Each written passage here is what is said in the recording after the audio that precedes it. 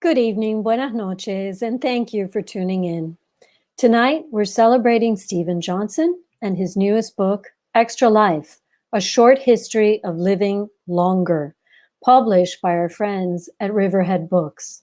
Tonight's event is a collaboration between 3 independently owned bookstores who are coming together for this occasion. Books and Books in Miami, Florida, Politics and Prose in Washington, D.C., and Harvard Bookstore in Boston, Mass. Hello to everyone watching from all of these communities. Stephen Johnson is the best-selling author of 13 books, including The Enemy of All Mankind, Where Good Ideas Come From, Farsighted, and The Ghost Map. He's the host and co-creator of the Emmy-winning PBS-BBC series, How We Got to Now, and the host of the podcast, American Innovations. To moderate tonight's conversation, we're joined by Tim Harford. Tim is an economist, journalist, and broadcaster. He's the author of 9 books, including How to Make the World Add Up, Messy, and the million-selling The Undercover Economist. Tim is a senior columnist at the Financial Times and the presenter of Radio 4's More or Less, 50 Things That Made the Modern Economy, and the new podcast, Cautionary Tales. Throughout this evening's broadcast, you're invited to post your questions by using the Ask a Question feature at the bottom of the screen, and we'll get to those right after the conversation. And now, without further ado, I'd like to welcome our guests to the virtual stage. Hello, Tim. Hello, Christina. Hello, Stephen. Hello. Thank you so much, Christina. Thanks everybody for joining us. I'm not playing favorites, but I have a particular soft spot for Politics and Prose because my very first book was launched there and my daughter was born in DC. But welcome to everybody, and welcome in particular to Stephen. Stephen, I've known for a few years. I've admired his work for much longer than that. He is a wonderfully creative thinker, incredibly diverse sources of inspiration. His new book, Extra Life, is absolutely, which is probably showing in a mirror image here, is absolutely fantastic. It's packed, full of information, but the stories are so great. It's a complete pleasure to read. Stephen has created TV shows, he's created books. One that wasn't mentioned that is a particular favorite of mine is Wonderland, which is a history of innovation through play and just messing around. Yet another great book. But we're here tonight to talk about Extra Life. And so, Stephen, you've got the book, you've got the TV show. Why this project? How did it come about? Well, first off, let me say the same thing about the bookstores. I mean, these are 3 incredible bookstores. I've spent time in all of them. I grew up in DC, so Politics and Prose is particularly close to my heart. And I'm sorry that I'm not there in person, but it means that we get to talk with Tim, who probably, as much as we admire each other's work, probably would not have flown over from the UK just to do a bookstore event with me. Oh, so yeah, maybe nothing. It would be nothing. Someday in the future we'll be able to do those things again. So I'm delighted to be here, and I hope folks will get to check out some of those books of Tim's that were mentioned, because there's a lot of overlap. We're interested in a lot of the same things. So if you're a fan of my stuff, Tim's work is wonderful to read as well. So I've been working on this project on and off for more than 4 years, and it really dates back to a book that we've talked about in the past, Tim, called The Ghost Map, about the role of data in a way, something important to you as well, in solving the mystery of cholera, what was causing cholera in the 1850s. I've written this book in 2006. And despite the fact that it was a book about catastrophic intestinal disease, it developed a kind of a following over the years, in part because, like many of these stories of health and public health triumphs, it was a kind of mystery. There was a killer on the loose, and brilliant people came together to figure out a way to keep the killer at bay and make life better. And it was also a reminder of how dangerous life was in a city like London or New York 170 years ago. how you could have a sip of water and be dead in 48 hours from this terrible bacterium that was in the water. And so I'd written it in the spirit of like, let's remind ourselves that progress is possible, that things like public health play an incredibly important role, that innovations like a functioning sewer system or water delivery system should be celebrated as much as, you know, the iPhone, and that these are great stories. It was all kind of written in that mode. And so about 4 or 5 years ago, I started to think that maybe there was an even kind of bigger project to be done that would be a work of history, but that unlike most forms of history, it would be not the story of a single set of events or a single person or a great leader or a social movement, but really a history of a number that really tracked in one number a whole host of breakthroughs and interventions that made life better for us. And that number was life expectancy. And I'd known the broad strokes of the story of life expectancy, that it had basically doubled over the past century globally. This was not just a story about, you know, the industrialized West. This is a story about progress all around the world. And so I thought it'd be interesting to work on a project. I knew it could be a good book, and I thought maybe we could make an interesting television series about it as well, that would try and explain how we did it. You know, that if you think about it, we'll get into this more, but, you know, that doubling life expectancy is, to me, the most impressive thing we have done as a species. I mean, it's such an extraordinary gift to have all this extra life. And so I wanted to try and figure out, like, what were the big drivers? What were the things that really made a difference in that kind of march of progress? What were the stories behind those achievements? And what were the consequences of it all? And so when I was thinking about this 4 years ago, I thought, well, the last point where life expectancy globally really declined significantly for a couple of years was the great influenza, the Spanish flu, 1918 to 1920. And so I thought, oh, there'll be this kind of nice, you know, centennial of the end of the Spanish flu, the last point at which life expectancy really dropped. So and nice. This book and TV show will come out right around 2020, 2021. And so there'll be a kind of nice historical symmetry and a kind of a peg for this whole project. And all along I thought, oh, the first opening chapter and the first episode should be on vaccines and should tell the mass vaccination story about smallpox. You know, that's really a great place to start.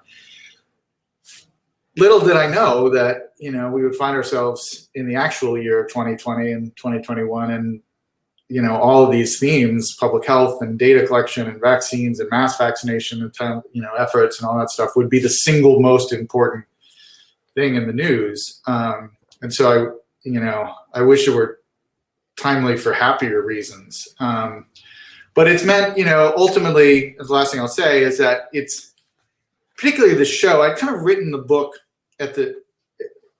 mostly in 2019 and kind of finished it in 2020. So there's COVID is kind of wound through the book, but it's not front and center.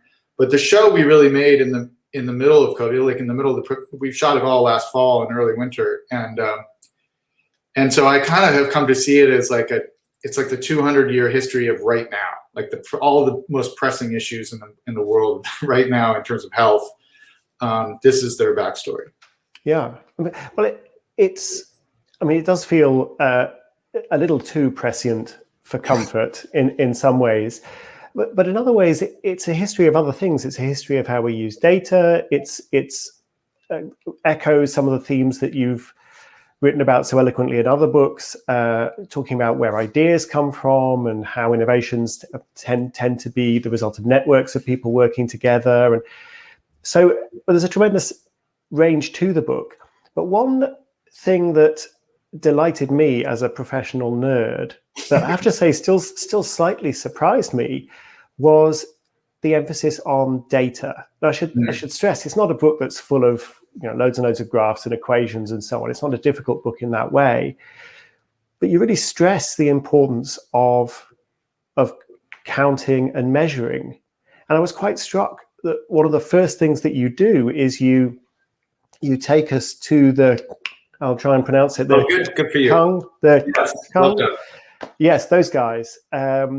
this tribe in Africa who have they don't know how old they are. Yeah. There's no tradition of counting birthdays. In fact, there's no tradition of counting, full stop. And this anthropologist, Nancy Howell, goes there, and she, among many other things, she wants to know what life expectancy is among the Kung.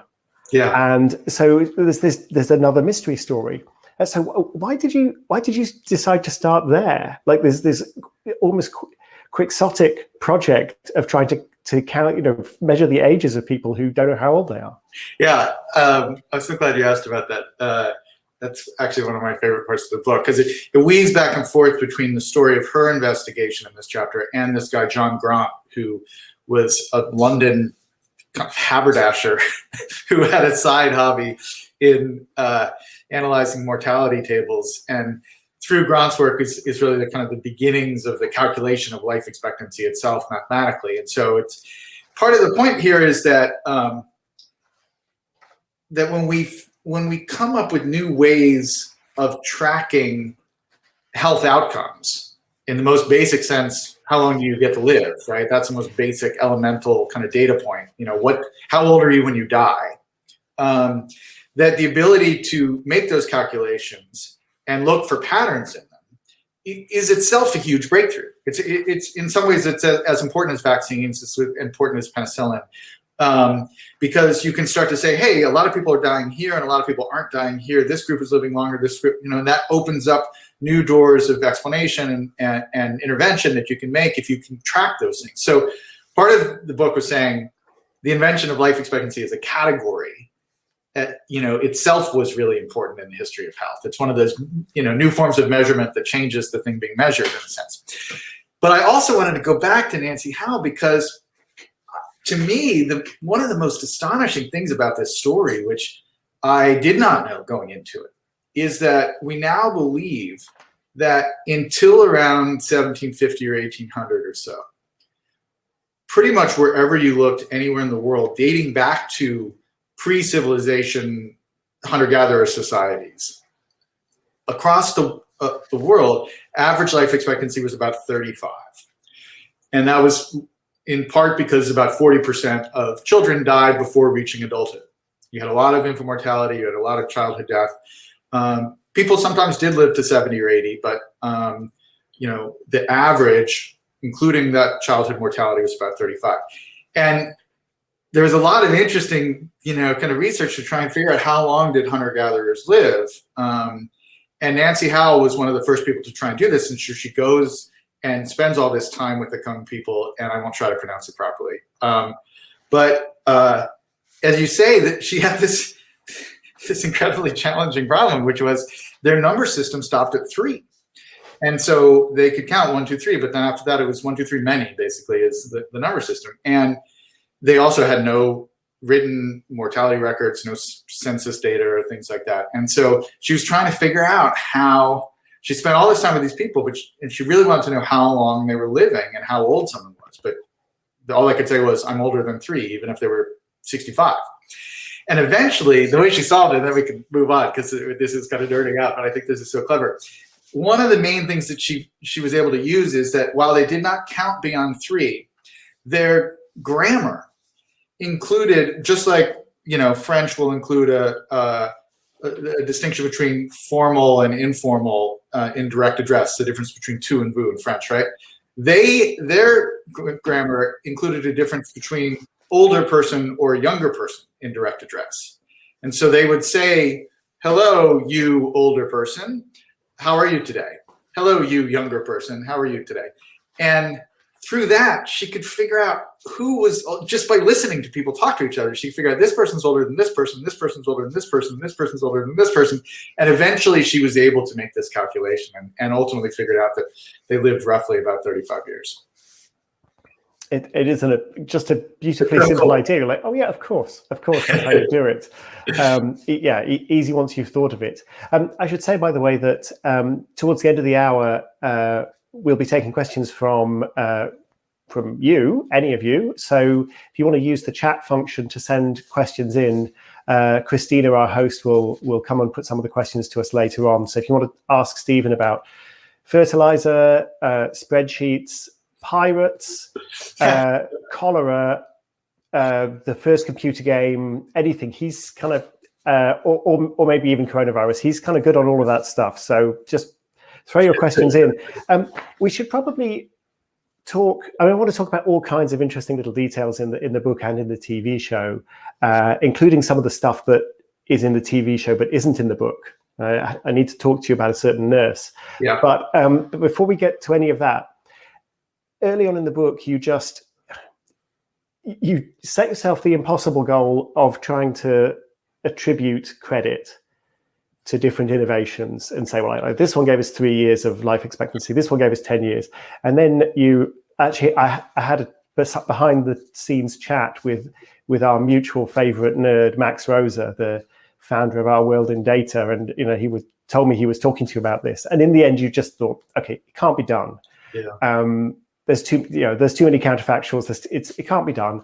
But what you do is to say, look, there are certain kinds of innovation that have saved millions of lives. And that's nothing, because there are certain innovations that have saved hundreds of millions of lives. And then there are 3 innovations that you think have saved billions of lives. So you just talk us through the 3 that have saved billions briefly, and why you put those 3 on a pedestal. Yeah, that's kind of was the sum total of there had been estimates that had been made by other folks trying to figure out we talk about determinants of mortality, so what the determinants of life are.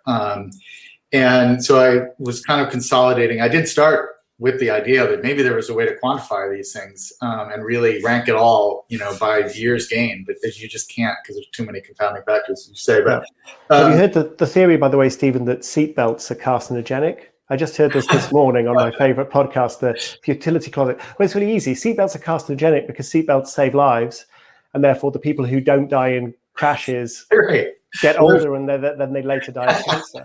So this is why it's impossible to attribute credit and blame, because people in the end always die of something.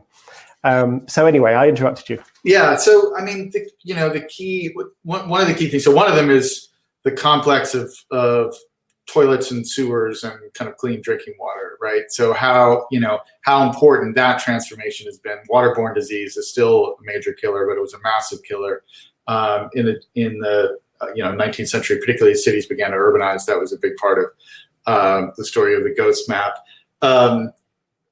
Vaccines, we can talk about all day. Like that's such a huge factor. The third one is fertilizer. Is that the third one? Fertilizer, yeah. Yeah.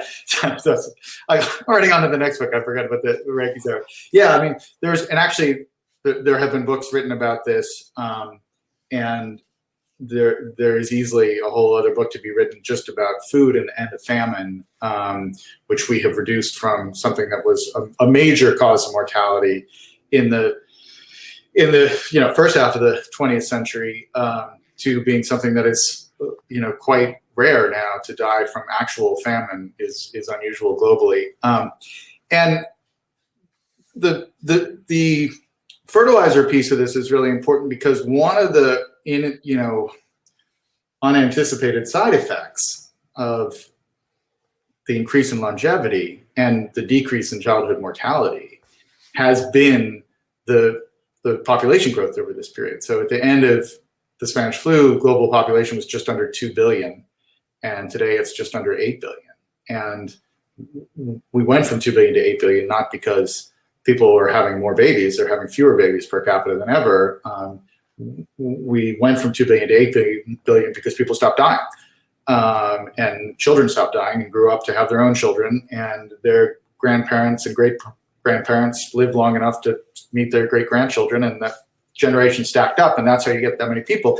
And if we had not made the improvements to soil productivity through artificial fertilizer and other related things like the Green Revolution and things like that, we just wouldn't have been able to feed all those people. We were able to push through the Malthusian limits because of those innovations. And that's just, I mean, I feel like, yeah, actually, of all the stories in the book, that's the one that I could have spent, easily another book writing about the importance of that. Yeah, but I mean, it's a very big story that you do a great job of giving the sense of providing all the details, lots and lots and lots of little details, but in fact, there's no way you can cover everything. And I wanted to talk to you about something that really interested me, which is the fact that Florence Nightingale is discussed at some length as a data detective and communicator in the TV series. And like half the first show is about Florence Nightingale, and she's not in the book, which is good because it means I get to wave my book, The Data Detective, around, which is also published by Riverhead. In fact, look, they look good together on the shelf. The fact that Nightingale's only in the TV series, she's not in the Extra Life book, means people will also go and buy The Data Detective. But I mean, she's a fascinating figure, because she worked with William Farr, who you do write about in very engaging detail in the book. She worked with William Farr, but she wasn't just doing the detective work, she was doing the data communication and selling the idea. And this is something that comes across very clearly, that there's certain ideas, whether we're talking about vaccines, whether we're talking about sanitation, that you can't just, or the discovery that cigarettes will give you cancer and heart disease, you can't just discover it.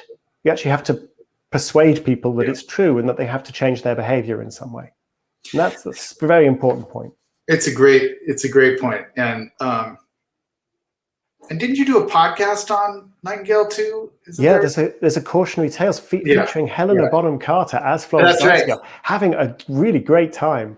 But one of the things is that she's having this debate with Farr about the right way to communicate the data, and for her, it's very much it's a public health campaign. It's an act of persuasion that she and Farr are engaged in, and they're disagreeing about the best way to engage in that act of persuasion. There's a great their whole relationship is just fascinating to think about it. But okay, so many interesting points there. Everyone should read Tim's book if they're interested in Nightingale, though she is in the show, as Tim points out. She's not in the book, mostly because there are two primary reasons. The first is that so Farr is this figure, for folks who don't know, was a statistician and had been trained as a doctor, but he worked his entire life as he compiled basically the mortality reports in England from about 1839 until 1870 or something like that. And he really invented a whole host of techniques for marshaling data to track outbreaks.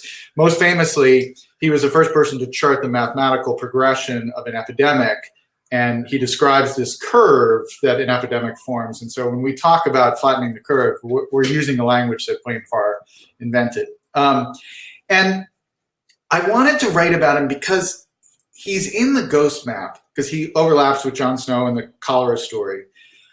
But the Ghost Map was so much focused on this kind of rogue physician working outside of the kind of the mainstream.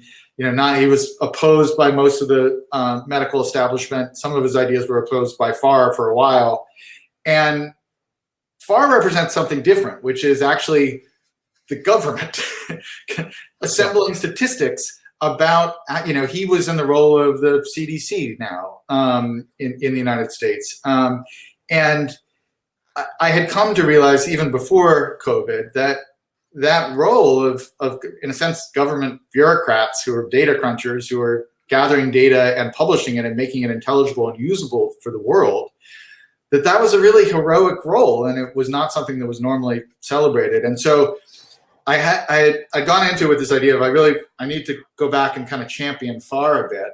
And then I realized that there was also this amazing story about W.E.B. Du Bois doing data collection and analysis about health inequalities in Philadelphia at the end of the 19th century, which was really the beginning of trying to use data to explain why African Americans are dying at a higher rate than their white neighbors.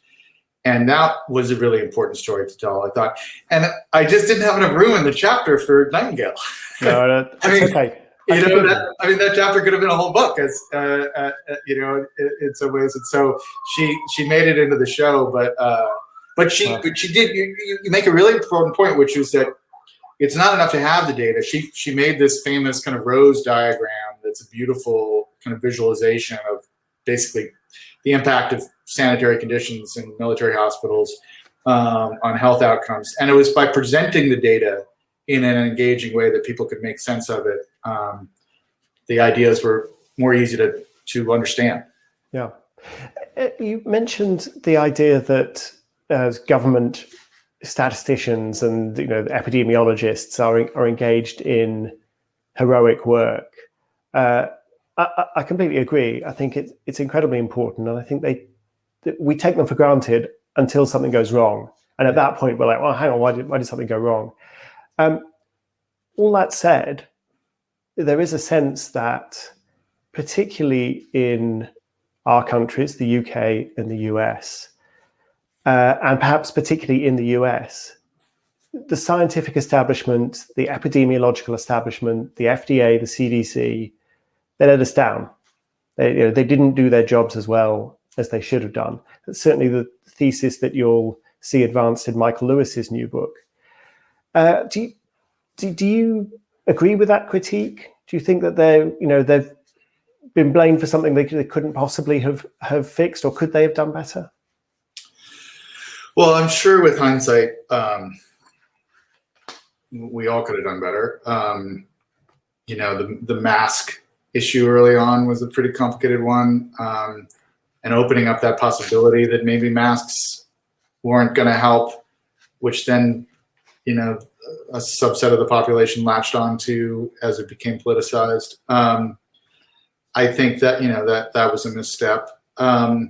We didn't have, I think one of the shocking things is that we really just didn't have consolidated data systems. Almost all the major, particularly global data collection, analysis, sharing mechanisms for COVID were just invented on the fly by volunteers. I read about a couple of them in the book.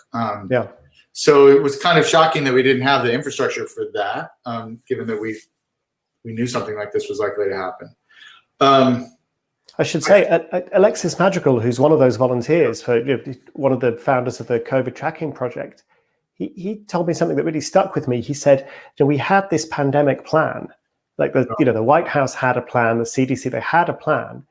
And in the plan, it said, well, what we're going to do is we're going to use all this data to figure out where whatever this disease is, we'll figure it all out with the data. But the data that the plan relied upon didn't exist, and the data collection mechanisms didn't exist, and the plan didn't contain any plan for getting the data. So it was in a very literal sense, taking the data for granted, just assuming it would be there without any consideration of how it was going to be gathered.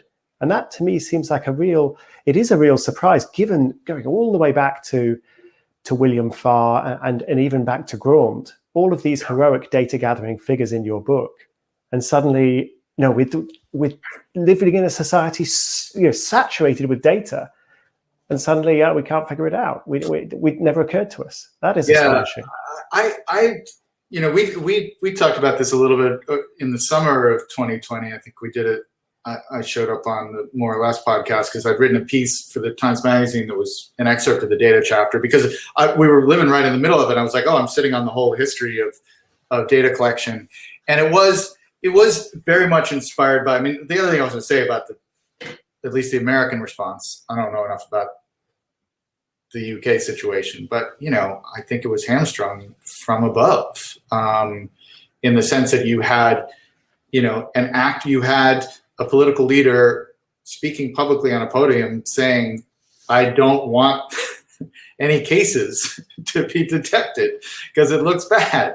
Let's not collect the data because it's going to spook the stock market, right? Right at the moment when the collection of that data is the most important, the early stages of an outbreak. And so I think that set a tone. And that's one of the reasons why I kind of published that piece, in whenever it was, kind of June, because it was trying to make the point we're not going to have vaccines for a while, folks. We're not going to have therapeutics for a while. all we have is data. So we need to be collecting as much of it as possible. And the idea that somehow we want to just suppress this thing, the virus doesn't care whether you're tracking it or not. It's going to spread no matter what. So I think that was, another part of it as well. Hopefully that, I was just having another conversation with this very smart woman at Johns Hopkins, Caitlin Rivers, who has this idea that we need to have basically a center for epidemic forecasting. Like we have the National Weather Service, and that would rely on, kind of systematically collected, analyzed data where we can make predictions about these things. And not just for big outbreaks. She made a great point. You live in a busy city, riding on the subway like New York or London. It'd be nice to just get little bulletins about, the flu is really bad this week. So you might want to wear a mask on the subway. We're not in the middle of a pandemic, but you don't want to get the flu. And the cost of wearing a mask on the subway the social stigma of it is going to be gone. People are going to accept that now, particularly in big cities. And having that kind of forecasting, the way we have weather forecasting, could be really useful. Yeah. But I think you're right, though, that it doesn't help to have pressure from the top saying don't collect the data.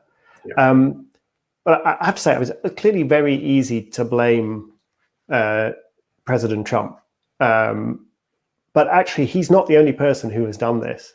So I was quite struck when I was working on The Data Detective. I wanted to write about Austin Bradford Hill and Richard Doll, and you do a wonderful job of telling their story in Extra Life.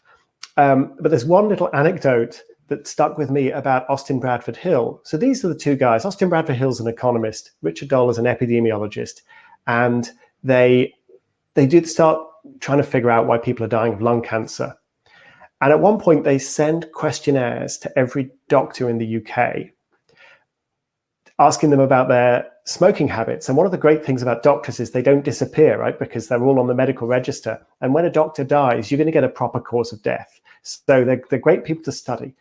And also, 85% of doctors smoke at the time. This is the 1950s. So anyway, they send out this questionnaire. And then this doctor comes up to Austin Bradford Hill at a party, and he's furious. And he says, "Hey, you're the chap who wants us all to quit smoking, are you?" And Austin Bradford Hill says, "No, not at all. I just wanted to see how you die. If you quit smoking, I want to see how you die. And if you don't quit smoking, I want to see how you die. So quit or don't quit, it's all the same to me. I'll chalk up your death anyway, and it'll be very useful." I told you he was an economist, right? It's where he learned his charm. But it really struck me that he's just trying to figure out why everyone's dying. And even the doctors are pushing back. They're feeling that they're being attacked. And I think we've seen this, again and again and again over the decades, people trying to get the data and being met with a great deal of suspicion. Well, there's another great story. I shouldn't do this. It's the book of it, but this is another story that's in the show that's out of the book. But I actually didn't put it in the book because it's relatively well known, which is the story of Semmelweis and the germ theory. Semmelweis is working at this, again, a classic medical mystery, right? He's sitting there in the 1840s trying to solve this mystery of why you have these two maternity wards in Vienna, one with fancy doctors delivering the babies and one with midwives delivering the babies. And with the fancy doctors, there's terrible maternal mortality rates. The women are dying of kind of a sepsis, basically, at these atrocious rates. Well, it's much safer to have your baby delivered by the midwives. And he eventually, this is the famous story, is that he realizes that the doctors are conveying some kind of infectious agent to the mothers which are dying, and he urges them to wash their hands, and the doctors resist it and say, "What are you talking about? We're fine. We're not causing this problem. Like, we're not going to wash our hands." And it takes a ridiculously long amount of time for people to adopt hand washing as a basic hygiene intervention. But the thing about the story that I just always found so extraordinary is the main reason that this was happening is that the doctors were in between delivering babies. They were going and doing experiments dissecting cadavers.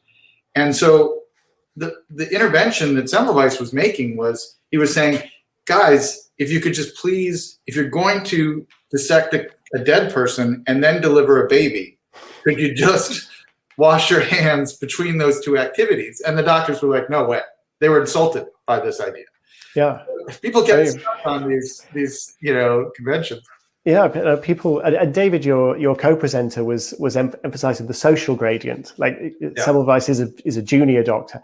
I mean, it is astonishing. There's a wonderful essay by Atul Gawande in the New Yorker that I'm sure you're aware of about how come antiseptic took so long to catch on, but anesthetic caught on really quickly.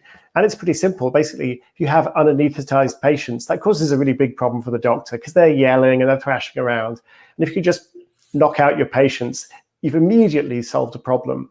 Whereas antiseptic, it's not at all obvious what problem you've solved until you really look at the data. So, yeah. Go. And that's a big theme of this book that is an example of my kind of thinking about these things evolving. So you mentioned years ago I wrote this book called Where Good Ideas Come From, and it was about kind of the beginnings of transformative ideas. How do they happen? Where, when someone comes up with an idea that changes the world, what is the seed of that idea? What kinds of environments cultivate good ideas versus bad ideas? And people used to ask me, okay, great, I read your book and I have a better sense of that, but then how do you get a good idea into circulation? Right? Once you've had the idea, like how do you get it to actually matter in the world? And I think that question always kind of stuck in the back of my mind, and it's a big part of Extra Life. So probably the best example of this is pasteurization, right? So milk was a deadly killer in the 19th century, particularly in big cities, right? So you didn't have refrigeration. People would try to have these swill milk, as they called it, distilleries that would get grain or slop from distilleries to feed the cows, and kids could get tuberculosis. And it was just a major health problem, was the lack of clean sanitary milk. Now, we all know Pasteur comes up with this technique of pasteurization. It's sitting there. His name is on every carton of milk in the world practically now. He comes up with this technique in 1865, right? Building on this new idea that there are these germs out there, and if you could kill the germs, you can make things safe to drink. And that's important, right? That's a breakthrough. That is an important, good idea that a brilliant chemist had in 1865. We don't have pasteurized milk on the shelves of grocery stores in New York City until 1915. It takes 50 years for that idea to get actually implemented in a way that made a difference in people's lives. Yeah. And so much of what I try to write about in this book is like, look, we want to celebrate the scientific heroes and the kind of Enlightenment era science that leads to these new techniques and interventions and medical breakthroughs. But we also want to focus on the folks who weren't necessarily working in a scientific tradition, but were more like activists or legal reformers who persuaded people to drink pasteurized milk, or persuaded the milk industry to change its policies or pass laws to outlaw unpasteurized milk. Those, they're a big part of the story as well.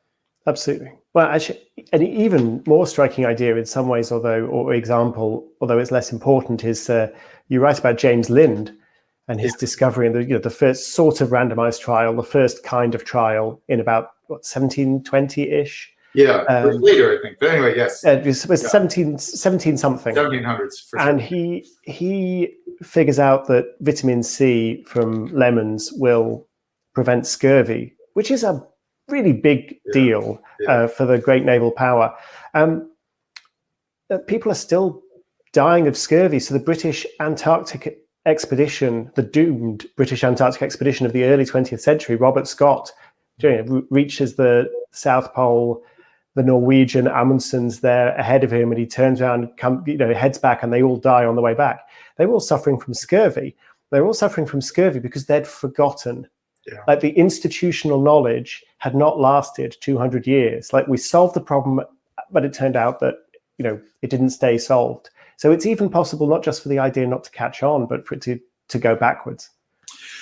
And I think that that shows up at a bunch of different points in the book. I mean, there's a kind of a macro version of that, which is that, and again, this is one of the things that I found the most interesting, surprising in researching it, which is that we don't really think that overall that the medicine in the form of kind of medical drugs, that, you know, a pill you would take for some ailment, kind of net made a difference in life expectancy until penicillin and antibiotics. Now, there were a few developments like insulin and things like that, but there was so much quackery on the market. I mean, you know, in the book, I have a lot of fun going back, looking at the Parke-Davis catalog, big pharmaceutical catalog from 1908 or something like that. And it's like every other drug is like, would you like some arsenic with that? What would you like some mercury? How about this cocaine? You know, that's the kind of tone of the whole book. And, you know, most of it is useless. Some of it is deadly. And, you know, there's basically very little actual, you know, there's aspirin in there, but there's very little that actually helps. And so, you know, life expectancy is increasing during this period in the United States, in England, but it's not increasing because of medical drugs. It's increasing because of clean drinking water and chlorinated drinking water and, you know, sanitation and things like that. And so it's an interesting thing that to me, we think now of kind of modern medicine and all the incredible kind of wonder drugs that are on the market now. They're really a post-war phenomenon. It's not something that happened. Think of all the progress we'd made up until 1950. But we hadn't moved the needle much in that category. And it's curious to me why it took so long. Yeah, it is astonishing. In a moment, I'm going to invite Christina to come and throw some questions at us, and please throw your questions at Christina. But before, I just wanted to ask one more question, Stephen, about vaccines. Mm. You have a whole chapter about vaccines that picks up all sorts of interesting aspects, the cultural aspects, this idea of the transmission of knowledge, and, you know, who brings the idea of variolation to America, who brings the idea of variolation to the UK.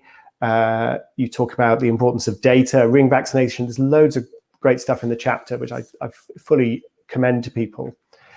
But thinking about the vaccines that we're using right now, that we're depending on to bring us out of this pandemic, what has surprised you, you know, in a good way or in a bad way, about, you know, the story of the vaccines for the last year and a half?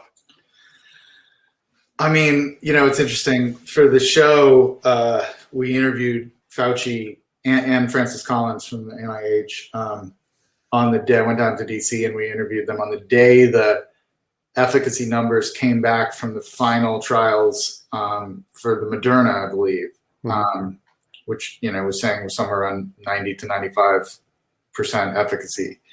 And both of them, particularly Fauci, were like bouncing with excitement. It was actually wonderful to see, because it was, you know, you could see the thrill of great science and seeing the result. And Fauci said, like, we got an incredible break with these vaccines. He's like, we would have taken 60% efficacy in a heartbeat. You know, I mean, he was just so elated at that. And so, you know, this is not a novel concept. It has been written about a lot, but, you know, the thing that I'm haunted by is the HIV story, right? If, you know, it took us 4 years from this mysterious new illness that was killing gay men in New York and San Francisco. It took us 4 years to just identify the virus, right? We still don't have a vaccine. We have, you know, therapeutics that basically take it from being a death sentence to something you can live with. But, you know, it took us 4 years just to figure out what it was. And we had identified the coronavirus and sequenced its genetic code and shared that genetic code around the world within 2 or 3 weeks of it being identified. And as many people have written, they basically designed the mRNA vaccines, the Moderna and the Pfizer, in a weekend. So the speed of that is off the charts. I mean, it's just astonishing. We will look back at this, you know, 100 years from now and say that this was a milestone in the history of our. Weirdly, the worst pandemic since 1918 will also be a milestone in our fight against infectious outbreaks because of the speed of that vaccine development. It does raise the interesting question, talking about the importance of testing and data analysis of, you know, the one thing we didn't really accelerate so much was the 3 trials. Yeah. And there, given how many people died around the world, was there an argument for, radically accelerating phase 3 perhaps, and getting the vaccine, ramping up production if you could have, and getting them, into arms in November instead of January when it really happened in practice? Could you have saved 1 million lives if you'd done that? It's unclear, but we would have had a lot of controversy about health issues and cutting corners, which we're already going to have. So maybe they did the right thing, but it is an interesting question. I think it is, and I think one that we're going to have to face up to a bit more directly for the next pandemic. Stephen, I really want to ask you a question about Dungeons and Dragons, but I promised to let other people in. So we'll see. I want to talk about that too. Yeah, if we have spare time, we will talk about that. Yeah, but you have a great podcast episode of Cautionary Tales that I listened to driving down to DC to see my parents unmasked. I listened to it all the way there. It was great. Oh, excellent. I'm glad you enjoyed it. But the question was about some different aspect of Dungeons and Dragons. But Christina, save everybody from particularly Wait, I have a question about Dungeons and Dragons. Hang on. Okay. So Martin in our audience is saying, I have enjoyed reading many of your books. Thank you so much for your wisdom and clarity of writing. Can you comment on whether obesity treatments and reduction elimination will be a next big impact on life expansion? Yeah, it's a great question. So what's happened over the past 50 years in particular is that we have shifted from if you look at the top 10 killers 100 years ago, they were mainly infectious diseases, right? It was, tuberculosis and cholera and things like that.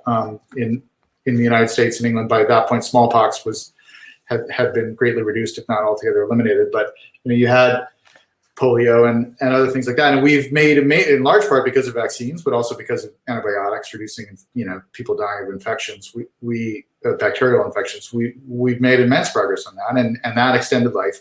And the consequence of that is that now the main killers are these chronic diseases, these kind of end-of-life diseases. Heart disease being the number one killer, but cancer and Alzheimer's as well. In the United States, obviously, we have talk about the consequences of artificial fertilizer. We have this abundance of food, and we have, an obesity problem now rather than a famine problem.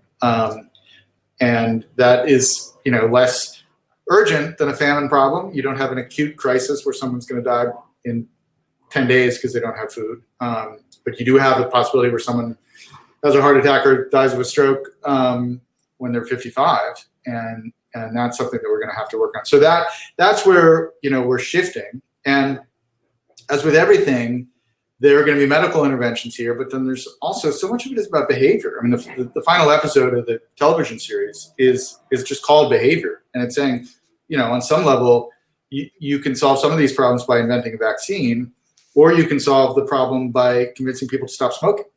And in fact, a lot of reductions in mortality over the last 30, 40 years are attributable to people stopping smoking, just through public awareness campaigns and work like that. So obesity is definitely, particularly in the US, I don't know what it's like in the UK, that's a major challenge going forward.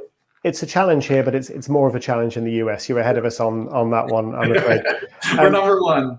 Although, so when you think about your diseases of affluence, if you will, the one that I think has really surprised over the last 10 years in the United States is not obesity. It's what the economists Ann Case and Angus Deaton call deaths of despair. Yeah. So suicide and side effects of alcoholism and accidental drug overdoses. And to their astonishment, that those now seem to be no longer these rare tragedies, but actually enough to flatten off life expectancy, which is the great exception to the rule that motivates the entire book. Throughout recent human history and across the world, life expectancy increases, but not in the United States in the last 5-6 years. Yeah. It's interesting. I had always planned to have that as part of the coda to the book, which is to say, this is not a story of permanent triumph and we've solved the problem and life expectancy is going to keep marching upwards. And, I was going to say, turns out over the last 3 years in the United States, life expectancy has gone in reverse because of the deaths of despair. And as a reminder that you have to remain, eternally on the lookout for new threats and new problems in society. And we have to commit ourselves to public health resources and all the things that the book celebrates. COVID then added to it, right? We had 3 years of decline in the United States, and then we're going to have an even bigger one this year. And also in that is as well a really important theme of both the book and the show is lifespan inequalities as well, and just the impact of chronic stress by people either in low income communities of color, where you're facing discrimination, systemic racism, all these things that lead this create this stress response, which is very adaptive for a few minutes, very maladaptive over years and years for your body. So it's, one of the important things about life expectancy is that it enables you to see the gaps as much as it enables you to track the progress. Yeah. Christina, any more questions for us? Yes, from Gregory. It might take decades for life-saving ideas to be accepted, but what can be done to accelerate discovery of their unintended consequences and quickly make adjustments to cure those side effects? Yeah, it's a very profound question, and there are two levels to it. I mean, the first is when we have, let's say, a new medicine or something like that, or you have a new vaccine, and there's some small number of cases where there's blood clotting. You have unintended consequences, side effects of the drug or the medical intervention, and the truth is we really are amazingly good at detecting those things through the process of clinical trials. I mean, that is the development. We kind of alluded to it before. We were talking about Austin Bradford Hill, but the development of the randomized controlled double-blind trial, which is how we test the new drugs. That itself was one of the most important inventions, and also a surprisingly recent invention. But looking for the side effects of things, lead, for instance, is a great example of this, right? Lead is, seems, oh, that's great. Let's add it to the gasoline because the engine stops knocking. That's fantastic. And then, it'll be helpful with the paint. That'll be great. And then, 50 years later, and you have, this terrible epidemic of chronic low-level lead poisoning that affects millions of people's lives around the world. And so, we have gotten a lot better at looking for those secondary effects, but it's on some level it's an unavoidable problem whenever you're innovating at scale. When you introduce something new into society and millions of people adopt it, it's hard to forecast those secondary effects.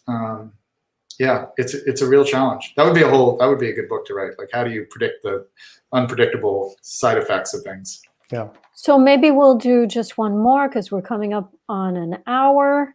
From Victor, he says, can we talk about onset of cheap cotton garments, soap, aqueducts for cities to neighborhood pumps? If that's a question. I'm not cheap 100% cotton garments. Soap, aqueducts for cities to neighborhood pumps. Okay. Victor, you may want to clarify that. So, well, the cheap cotton garments, that's from Wonderland. That's from Wonderland, yes, which is a book I love. Yeah. So there you go. You got a fan. Yeah, I mean, but I'm just trying to think about so for me, that this gets at a point that comes up actually very clearly in the first episode of the TV series, but I think also surfaces at other points in your writing, Stephen, about the importance of inexpensive innovations. It's all very well to have an mRNA vaccine, but you still need the glass to store the vaccine. It's all very well to have a smallpox vaccine, but you need to invent the bifurcated syringe to distribute it. And in the TV series, you emphasize soap. It's very, very straightforward, very cheap, incredibly important. So it's a theme that I pull out of your work often. It's funny. I had early on in the pandemic, I was talking to Bruce Gellin, who was the vaccine czar and under Bush and Obama, and was an advisor to the project. And he had seen How We Got to Now, and How We Got to Now, there's a chapter in an episode all about glass, and basically arguing that glass is maybe the most important material of the last 1,000 years, which is a whole other riff we could talk about sometime. But Bruce, I was talking to Bruce at some point, and he said, Stephen, glass is going to be, they have to make these, they have to distribute the vaccine in these glass vials. And like, I don't know what our supply is for like glass production if we have to make 8 billion of these things, And I thought, oh my gosh, I need to go back and update the show. I mean, that was it was a huge part of the supply chain. And that's, if there's a kind of one of the macro lessons of all this is that when you live through a crisis like this, it really makes all of these different levels, from the original scientific insights to the collection of data to the supply chain issues of glass production, all these things, just to the calculation of risk for various activities, all these things that are just done in the background that we're all the beneficiaries of, and that we're kind of coasting on top of, and we don't think about because it works. It works quietly in the background. And a pandemic, does have this unfortunate but illuminating quality where you suddenly have to think about all those things, and it reminds us of how important they are. And that's in some sense, the spirit of this whole project, both the book and the show, is to even in non-pandemic times to like remind ourselves of how important this work is. Absolutely. Well, this has been such an illuminating conversation. I mean, just fascinating. Thank you. I've been like jotting down notes and also thinking about, yes, would a partnership like this be possible if we were in person? I don't know. How are we going to do it? I guess we'll take turns, or we'll bring Politics and Prose to Miami, or I don't know what we'll do. But I just want to thank you. Congratulations on the book. Thank you so much for joining us, from all three of us, Books and Books, Politics and Prose, and Harvard Bookstore. Thank you, Tim, for moderating. I think someone is posting one more thing, so I'm just going to check it out and see. Victor is clarifying his question. He says, Victor's question relates to everyday sanitation. Too little water, can't wash either self or garments. Cotton tough, washable, changeable.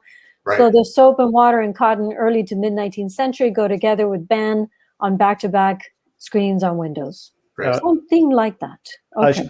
I should say, Christina and Stephen, my favorite inexpensive invention that is utterly transformative is paper.